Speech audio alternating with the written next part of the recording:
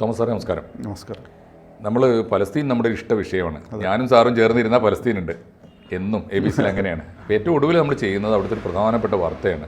ലോകം മുഴുവൻ അത് കത്തിച്ച് കഴിഞ്ഞ വാർത്തയാണ്. നമ്മൾ അതിൻ്റെ ഒരു കൺസേൺ, ഒരു പ്രധാനപ്പെട്ട കൺസേൺ നമ്മുടേത് മാത്രമല്ല, ലോകത്തിൻ്റേത് മാത്രമല്ല, സമാധാന പ്രേമികളുടേത് മാത്രമല്ല, ചാവേറുകളുടേത് കൂടിയായ ചില ആൻസൈറ്റി നമ്മൾ പങ്കിടുകയാണ്. ഒരു പ്രധാനപ്പെട്ട കാര്യം, ഇപ്പോൾ ഇസ്മായിൽ ഹനിയ എന്ന ഹമാസ് നേതാവ് കൊല്ലപ്പെട്ടു. ഇറാനിലാണ് കൊല്ലപ്പെട്ടത്. കൊന്നത് ഇസ്രായേൽ. ഇപ്പോൾ അങ്ങനെയാണല്ലോ, ചത്തത് കീചകനെങ്കിൽ ആ കണക്കിന് ഇസ്രായേലാണ് കൊന്നത് എന്ന് കഴിഞ്ഞ ദിവസം വരെ അവർ കൺഫേം ചെയ്തിരുന്നില്ല. കഴിഞ്ഞ ദിവസം അവർ പറഞ്ഞു, അന്വേഷിച്ച് നടക്കണ്ട, ഞങ്ങൾക്കത് കൊല്ലാനൊക്കെ ഉള്ള ഇറാനിലല്ല, ഏത് ദേവലോകത്തായാലും ഞങ്ങൾക്ക് കൊല്ലാനുള്ള സംവിധാനമുണ്ട്, ഞങ്ങൾ കൊന്നതാണെന്ന് അവർ സമ്മതിച്ചിരിക്കുന്നു. അങ്ങനെയാണെങ്കിൽ ആ പ്രഖ്യാപനം വന്ന ദിവസമാണ് ഇസ്മായിൽ ഹനിയക്ക് പകരം മറ്റൊരാൾ, അതിൻ്റെ പേര് യാഹിയ സിൻവർ. അതെ, യാഹിയ സിൻവർ പുതിയ ക്യാപ്റ്റനായിട്ട് വരികയാണ്. അദ്ദേഹത്തിൻ്റെ പ്രത്യേകത, അദ്ദേഹത്തിൻ്റെ തെരഞ്ഞെടുപ്പ് എങ്ങനെയാണ് വന്നത്. ഈ അറബ് ലോകത്തെ സൂക്ഷ്മമായിട്ട് നിരീക്ഷിക്കുന്ന ഒരാൾ, അവിടെ ദീർഘകാലം ജീവിച്ച ഒരാൾ, അവിടെ അവിടെ ദീർഘകാലം അധ്യാപകനായിരുന്ന ഒരാൾ എന്ന നിലയിൽ സാർ അതിനെ സൂക്ഷ്മമായിട്ട് കാണുന്ന ഞാൻ വിചാരിക്കുന്നത്. പലപ്പോഴും ഇൻഫോർമേറ്റീവ് ആയിട്ടുള്ള പലതും നമുക്ക് പ്രേക്ഷകരോട് പറയാനുണ്ടാവും. ചോദ്യം ഇതാണ്, ഈ നിർണായകമായ ഘട്ടത്തിൽ ഇസ്രായേൽ എല്ലാ മര്യാദകളും വിട്ടിരിക്കുന്നു. ഇനി അങ്ങോട്ട് അവരുടെ നാട്ടിൻ്റെ സുരക്ഷാ പ്രശ്നം സഹിക്കാനാവില്ല. അവരുടെ നാട്ടിലേക്ക് നുഴഞ്ഞു കയറിയിട്ട് അവിടെ ഈ ചാവേർ ബോംബുകൾ പൊട്ടിക്കുന്നവനെ ഇനി സഹിക്കുന്ന പ്രശ്നമില്ല. ലോകത്തിലെ എല്ലാ ശക്തന്മാരായ രാജ്യങ്ങളും, എല്ലാ വമ്പൻ രാജ്യങ്ങളും ഇസ്രായേലിനോട് പറഞ്ഞു പ്ലീസ്. ഇസ്രായേൽ പറഞ്ഞു സോറി. എല്ലാവരോടും, അമേരിക്ക പറഞ്ഞു, UK പറഞ്ഞു, എല്ലാവരും പറഞ്ഞു നോക്കിയിട്ടുണ്ട്. അതുകൊണ്ട് രണ്ടും കൽപ്പിച്ച് ഇസ്രായേൽ തീരുമാനിച്ചിരിക്കുന്നു, ഇനി ഹമാസ് ഈ ഭൂമുഖത്ത് ഉണ്ടായിക്കൂടാ. മാത്രമല്ല, പണ്ട് അവിടെ ഉണ്ടായിരുന്ന തർക്കം ഫ്രം റിവർ ടു സീ ആയിരുന്നു. ജോർഡാൻ റിവർ മുതൽ പുഴ, ഈ വൻകടൽ വരെയുള്ള, ഉൾക്കടൽ വരെയുള്ള പ്രദേശം, ആ പ്രദേശത്തിൻ്റെ അവകാശികളാണല്ലോ പലസ്തീൻ എന്ന് പറയുന്നത്. ഇപ്പോൾ ജോർഡാൻ റിവറിൻ്റെ പടിഞ്ഞാറ് ഭാഗം അറബ് വംശത്തിനും കിഴക്ക് ഭാഗം ജൂതവംശത്തിനും, അങ്ങനെ ആയിരുന്നല്ലോ. ഇപ്പോൾ അത് വിട്ടു. ഇനി ഞങ്ങൾ എന്തുകൊണ്ട് നിരന്തരമായി ഇത്രയും കാലം 78 കൊല്ലമായി, 1947-48 തൊട്ട് ഞങ്ങളിതാ അന്താരാഷ്ട്ര കോടതിയുടെ അല്ലെങ്കിൽ UN-ൻ്റെ, ഐക്യരാഷ്ട്രസഭയുടെ മുഴുവൻ നിർദ്ദേശങ്ങളും ഞങ്ങൾ വാക്ക് തെറ്റാതെ അനുസരിക്കുന്നു. ഞങ്ങളോട് പറഞ്ഞത് റിവർ ടു സീ ആണ്. ജോർഡാൻ റിവറിൻ്റെ കിഴക്ക് ഭാഗം മാത്രമേ ഞങ്ങൾ എടുക്കുന്നുള്ളൂ. അങ്ങോട്ട് ആരും നുഴഞ്ഞു കയറരുത്. തിരിച്ച് അപ്പുറത്തുള്ളത് ഗാസയും വെസ്റ്റ് ബാങ്കുമാണ്, അങ്ങോട്ട് ഞങ്ങളും കയറരുത്. ഇതായിരുന്നല്ലോ കരാർ. ഇത് നിരന്തരമായി ലംഘിച്ചുകൊണ്ടിരിക്കുന്നു. ആരൊക്കെയാണ് ലംഘിച്ചത്? ആരൊക്കെയാണ് ഉത്തരവാദി? എത്ര തവണയാണ് ഇസ്രായേലിനോട് അറബ് രാജ്യങ്ങൾ യുദ്ധമുണ്ടാക്കിയത്? എത്ര തവണയാണ് തോറ്റത്? ജയിച്ച ചരിത്രമേ ഇല്ല. ഒടുവിലത്തെ ഒരു ചിത്രം ഇതാണ്. സമ്പൂർണ്ണമായി ഈ റിവറിനെ അവഗണിച്ചുകൊണ്ട്, ജോർഡാൻ റിവർ ഇനി ഒരു അതിർത്തിയല്ല, സീ ടു സീ ആണ്. പടിഞ്ഞാറ് നിന്ന് കിഴക്ക് വരെ ഞങ്ങളുടേതാണ്. ഗാസയിലും വെസ്റ്റ് ബാങ്കിലും വംശക്കാർ കുടിയേറി പാർക്കുമെന്ന് പറയുക മാത്രമല്ല, പരസ്യമായി ട്രക്കുകളിൽ കൊണ്ടുപോയി സൈന്യത്തിൻ്റെ പിന്തുണയോടുകൂടി അവിടെ കുടിയിരുത്തുകയാണ്. അതുകൊണ്ട് ഫലസ്തീൻ ഉപദ്വീപ് മുഴുവനായും ഇസ്രായേലായിത്തീർന്നൊരു കാലത്താണ് ഹമാസ് അവസാനത്തെ എല്ലാ പോരാട്ടവും, ഇൻതിഫാദ തൊട്ടുള്ള എല്ലാ പോരാട്ടവും ഏതാണ്ട് അടങ്ങിയ സമയത്ത്, അറബ് രാജ്യങ്ങളൊക്കെ ഇസ്രായേലിൻ്റെ കൂട്ടാളിയായി മാറിയ കാലത്ത്, പടിഞ്ഞാറൻ രാജ്യങ്ങളും വികസിത രാജ്യങ്ങളുമൊക്കെ ഇസ്രായേലിനോട് കണ്ണിൽ നോക്കി ഭീഷണിപ്പെടുത്താൻ പോലും കെൽപ്പില്ലാത്ത വിധം ഇസ്രായേൽ വളർന്നു കഴിഞ്ഞൊരു കാലത്താണ് പുതിയ ഹമാസ് മേധാവി വരുന്നത്. ഹമാസ് മേധാവിക്കുള്ള ഒരേ ഒരു പ്രത്യേകത എനിക്ക് തോന്നിയത്, അതും വളരെ വളരെ വളരെ പ്രധാനപ്പെട്ടതാണ്, നോട്ടീസബിളാണ്. ഹമാസിൻ്റെ ഒരുപാട് നേതാക്കന്മാർ പല ലോകരാജ്യങ്ങളിലും ഉണ്ട്. ലെബനോണിലുണ്ട്, ഖത്തറിലുണ്ട്, ഇറാനിലുണ്ട്, പല നേതാക്കന്മാർ, ഒന്നാംകിട സുപ്രീം കൗൺസിൽ എന്നൊക്കെ പറയുന്ന നേതാക്കന്മാർ പലയിടത്തും ഉണ്ട്. പക്ഷേ യുദ്ധഭൂമിയിൽ ഹമാസിൻ്റെ പോരാളികളോടൊപ്പം നിന്ന് പൊരുതിക്കൊണ്ടിരിക്കുന്ന ഒരു നേതാവാണ് ഈ യാഹിയ. അതുകൊണ്ട് യാഹിയയെ തിരഞ്ഞെടുത്ത് ഐകകണ്ഠേനയാണെന്ന് പറയുമ്പോൾ ഒരു പക്ഷേ അതിൻ്റെ ഒരു അർത്ഥം അന്തിമമായ പോരാട്ടത്തിന് അവരും തയ്യാറാണ്. യുദ്ധഭൂമിയിൽ നിൽക്കുന്ന ഒരാളെ നേതാവാക്കിയിരിക്കുന്നു. പിന്നെ അയാൾക്കൊന്നും ചെയ്യാനില്ല, അയാൾക്ക് കൺസെൻസസ് ഇല്ല, കൂടിയാലോചനയില്ല, ഒത്തുതീർപ്പില്ല, മീഡിയേഷൻ ഇല്ല. ഇനി യുദ്ധം മാത്രമേ ഉള്ളൂ എന്ന് ഹമാസും പ്രഖ്യാപിക്കുന്നതിന് തുല്യമാണ് ഈ തെരഞ്ഞെടുപ്പ്. സാറിൻ്റെ സൂക്ഷ്മമായ നിരീക്ഷണങ്ങളൊന്ന് പറഞ്ഞാൽ നമ്മുടെ പ്രേക്ഷകർക്ക് ഉപകരിക്കും. അത് നമ്മുടെ ഹാനിയെ മരിച്ചു കഴിഞ്ഞപ്പോൾ ആൾക്കാർക്കുണ്ടായിരുന്ന സംശയം ഇനി അടുത്ത നേതാവ് ആരായിരിക്കും എന്നുള്ളതാണ്. സിൻവർ ഉണ്ട്, യാഹിയ സിൻവർ ഉണ്ട്. പക്ഷേ അദ്ദേഹത്തെക്കാൾ കൂടുതലും നാൾ ഈ ഹമാസിൻ്റെ നേതാവായിരുന്ന ആളാണ് ഖാലിദ് മിഷാൽ. അപ്പോൾ അദ്ദേഹം 30 വർഷത്തോളം ഈ ഹമാസിൻ്റെ നേതൃത്വത്തിൽ ഉണ്ടായിരുന്ന ആളാണ്. ഹനിയോടൊപ്പം.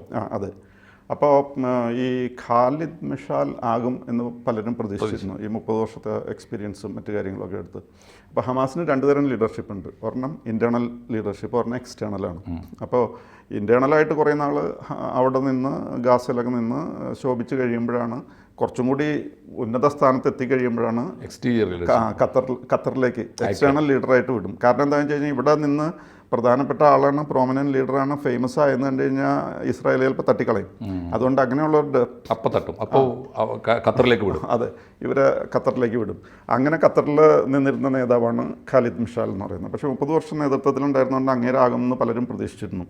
പക്ഷേ ഈ യാഹ്യ സിൻവർ എന്ന് പറയുന്ന ആൾ കൂടുതൽ കാലവും ഇവിടെ തന്നെ ഗാസയിൽ തന്നെയായിരുന്നു.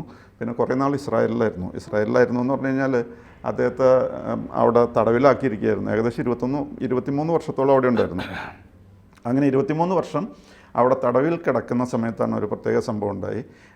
ഒരു ഗിലാദ് ഷാലറ്റ് എന്ന് പറഞ്ഞിട്ട് ഒരു ജൂത പട്ടാളക്കാരൻ ഇസ്രായേലിൽ നിന്ന് ഹമാസുകാർ തട്ടിക്കൊണ്ടുപോയി കഴിഞ്ഞപ്പോൾ ഇസ്രായേലിൽ ഭയങ്കര പ്രഷറായി ഗവൺമെൻറ്റിന്. അതായത് അയാളെ എങ്ങനെയെങ്കിലും രക്ഷപ്പെടുത്തണം, അവരുടെ വിടാൻ പാടില്ല എന്നൊക്കെ പറഞ്ഞ് അതിന് പ്രഷർ കൂടി കഴിഞ്ഞപ്പോൾ ഈ ഗിലാദ് ഷാലിറ്റിനെ വിട്ടു തരണമെന്നൊക്കെ പറഞ്ഞു കഴിഞ്ഞപ്പോൾ ഹമാസുകാർ പറഞ്ഞു ഗിലാദ് ഷാലിറ്റിനെ, ഹി വാസ് ഓൺലി 21 ഇയേഴ്സ്, അപ്പോൾ വിട്ടുതരാം, പക്ഷെ ഞങ്ങൾക്കും തിരിച്ചു വേണം, അതിൻ്റെ ഞങ്ങൾ പേര് പറയാം എന്ന് പറഞ്ഞിട്ടൊരു ലിസ്റ്റ് കൊടുത്തു.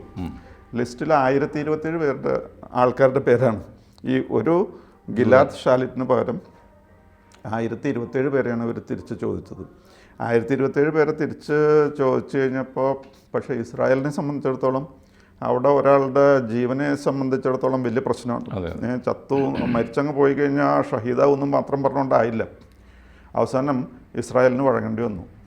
1027 പേര് അങ്ങോട്ട് വിട്ടുകൊടുത്തിട്ടാണ് ഈ ഗിലാദ് ഷാലിറ്റ് എന്ന് പറയുന്ന ഒരാളെ തിരിച്ചു കിട്ടിയത്. അപ്പോൾ ചിലർ പറഞ്ഞു 1027 പേർ തന്നതിലൊന്നും വലിയ കാര്യമൊന്നുമില്ല, വിട്ടതിലൊന്നും വലിയ കാര്യമൊന്നുമില്ല, അവരൊക്കെ അതിലെവിടെയെങ്കിലും തെറ്റിയാണെന്ന് അവരെ പിടിച്ചു കൊടുത്താണ്.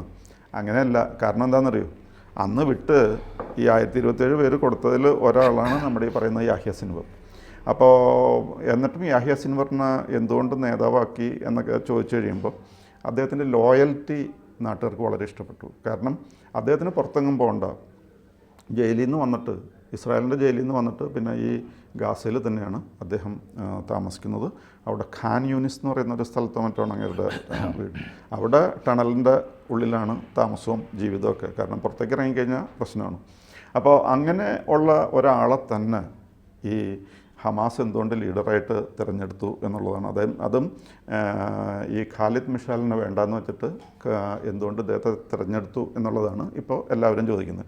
മാത്രവുമല്ല, ഇസ്രായേലിന് ഈ പറയുന്ന സിൻവറിനെ ഒട്ടും പറ്റില്ല. കാരണം ഒക്ടോബർ 7-ൽ 1200 പേരെ കൊന്നതിൻ്റെയൊക്കെ സൂത്രധാരകൻ ഇദ്ദേഹമാണെന്നാണ്, അതിൻ്റെ ബ്രെയിൻ ഇങ്ങേരാണെന്നുള്ളതാണ് വിശ്വസിക്കപ്പെടുന്നത്. അപ്പോൾ അതുകൊണ്ട് ഇവരെ ഇസ്രായേലിലെ ആൾക്കാർ, അവിടുത്തെ ഫോറിൻ മിനിസ്റ്ററൊക്കെ വിളിക്കുന്നത് ഡെഡ് മാൻ വാക്കിംഗ് എന്നാണ്. അദ്ദേഹം ചലിക്കുന്നുണ്ട്, പക്ഷേ മരിച്ചു എന്ന്. ഞങ്ങളൊരു നാടൻ പ്രയോഗം ഉണ്ടാകും മലബാറിലൊക്കെ, ഈ മുസ്ലിങ്ങൾക്കിടയിൽ സഞ്ചരിക്കുന്ന മയ്യത്ത് എന്ന്. സഞ്ചരിക്കുന്ന മയ്യത്തായിട്ടാണ് അദ്ദേഹത്തെ കണക്കാക്കുന്നത്. പിന്നെ വേറൊരു പേര് അവിടുത്തെ ഫോറിൻ മിനിസ്റ്റർ ഇദ്ദേഹത്തിന് കൊടുത്തിരിക്കുന്നത് ആർച്ച് ടെററിസ്റ്റ് എന്നാണ്. Arch terrorist. പിന്നെ ഇസ്രായേലിൻ്റെ മിലിറ്ററി സ്പോക്സ്മാൻ ഉണ്ട്, അദ്ദേഹത്തിൻ്റെ പേര് ഡാനിയൽ ഹഗാരെ എന്നാണ്. ഡാനിയൽ ഹഗാരെ പറഞ്ഞിരിക്കുന്നത് ഈ യാഹ്യ സിൻവറിന് ഞങ്ങൾ വെച്ചിരിക്കുന്ന ഒരു സ്ഥലം മാത്രമാണ്.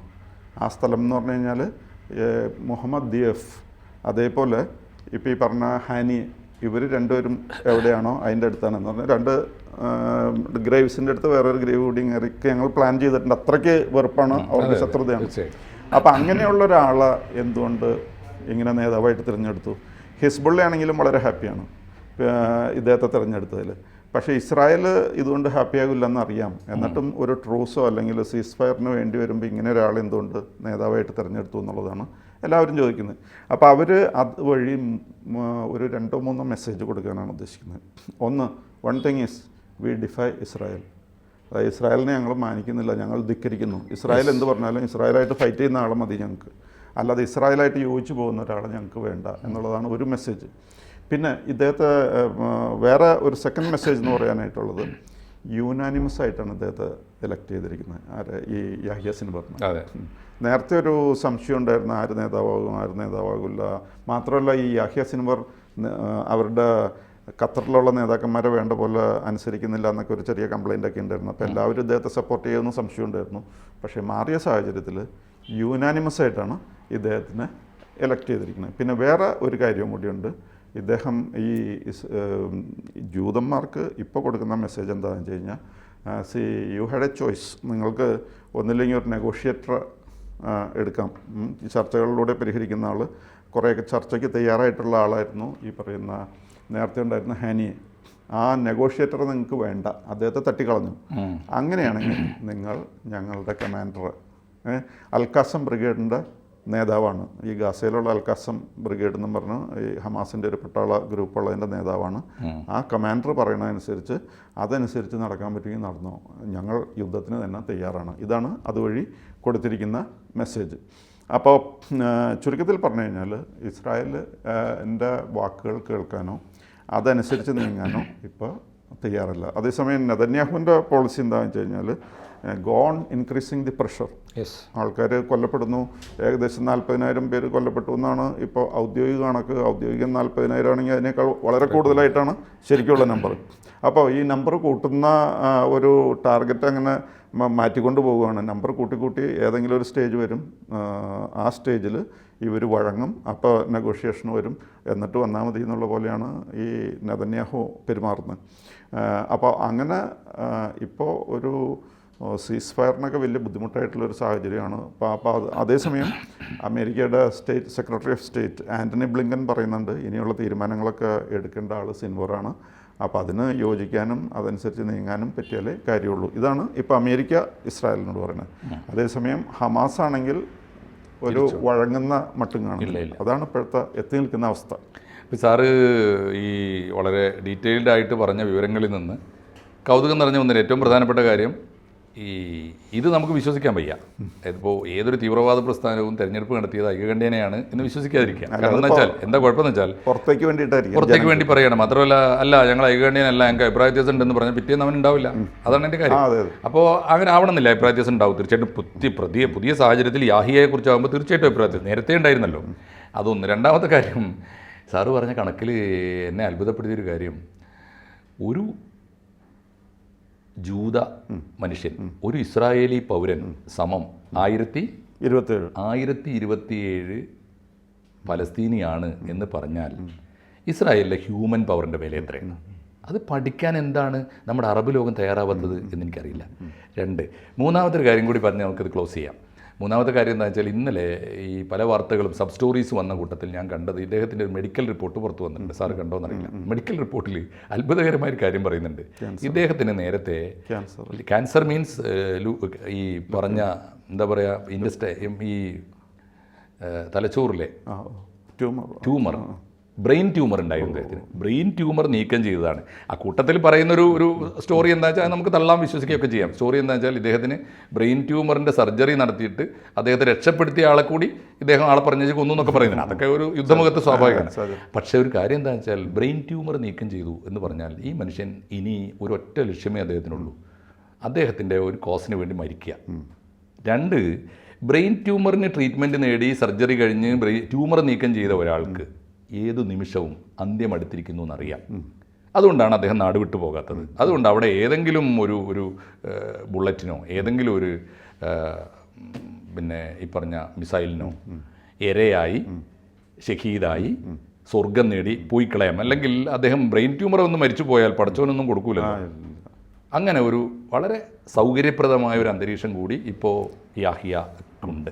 അതാണ് അതിൻ്റെ ഒരു ചിത്രം. അതുകൊണ്ട് ഒരു കാര്യം തീർച്ചയാണ്, ഇനി ഇസ്രായേലിൽ സമാധാന ചർച്ച എത്ര അവസരം കൊടുത്താണ് സാറേ? ഒരു ഭരണകൂടം എത്ര കാലം സഹിക്കും? അപ്പുറത്ത് സംസാരിക്കാൻ ഒരു ഭരണകൂടം ഇല്ലാതെ പോയത് ആരുടെ കുറ്റമാണ്? ഒരു ഭാഗം മാത്രം, ഒരു ഐക്യരാഷ്ട്രസഭയുടെ തീരുമാനങ്ങൾ ഒരു ഭാഗം മാത്രം എന്നും അംഗീകരിച്ചു പോവുകയും മറുഭാഗം എപ്പോഴും ചാവേറായി പൊട്ടിത്തെറിക്കുകയും ചെയ്യുന്നത് ഏത് രാജ്യത്തിന് സഹിക്കാൻ പറ്റും? അതുകൊണ്ട് ഇസ്രായേൽ ഇനി പൊറുക്കുമെന്ന് ഞാൻ കരുതുന്നില്ല, നമ്മളാരും കരുതുന്നില്ല. എത്രയോ തവണ നമ്മളത് പറഞ്ഞതാണ്. അതുകൊണ്ട് അന്തിമമായ ഒരു യുദ്ധത്തിലേക്കാണ് ഇസ്രായേൽ പോകുന്നത് എന്ന് യാഹിയ സിൻവറിനെ മുൻനിർത്തിയിട്ട് നമുക്ക് പറയാൻ പറ്റും. പക്ഷേ യാഹിയ സിൻവറിന് പ്രത്യേകിച്ച് പ്രതീക്ഷകളൊന്നും വേറെ ഇല്ല. അദ്ദേഹം അല്ലെങ്കിലും മരിച്ചു പോകും സാറേ. അപ്പോൾ അദ്ദേഹം മരിക്കുന്ന ഒരു കോസിന് വേണ്ടി ആവുക എന്ന ലക്ഷ്യം മാത്രമേ ജീവിതത്തിലുള്ളൂ. അല്ലെങ്കിൽ അദ്ദേഹത്തെ പോലെ പവർഫുള്ളായ ഒരു ലീഡറെ രക്ഷപ്പെടുത്തി എടുത്തിട്ട് രക്ഷിക്കാൻ ഇവർ നോക്കൂലേ? അത് അദ്ദേഹത്തിനും പ്രതീക്ഷയില്ല, ഹമാസിനും പ്രതീക്ഷയില്ല. കാത്തിരുന്ന് കാണാം നമുക്ക്. തീർച്ചയായിട്ടും വലിയ അപകടത്തിലേക്കാണ് ഇസ്രായേൽ പോകുന്നത്. പലസ്തീൻ ഇനി അങ്ങോട്ട് ഭൂമുഖത്ത് നമ്മൾ എന്നോ പറഞ്ഞതാണ്, പലസ്തീൻ്റെ അന്ത്യം ഇതാ അടുത്ത് കഴിഞ്ഞിരിക്കുന്നു. നമുക്കിഷ്ടപ്പെട്ടാലും ഇല്ലെങ്കിലും സംഭവിച്ചിരിക്കും എന്നാണ് ഏറ്റവും പുതിയ രാഷ്ട്രീയ നീക്കങ്ങൾ പറയുന്നത്. നന്ദി സർ. ശരി. കൂടുതൽ വാർത്തകളും വിശേഷങ്ങളും നിങ്ങളിലേക്ക് എത്താൻ ABC മലയാളം സബ്സ്ക്രൈബ് ചെയ്യുക, ബെൽ ബട്ടണും അമർത്തുക.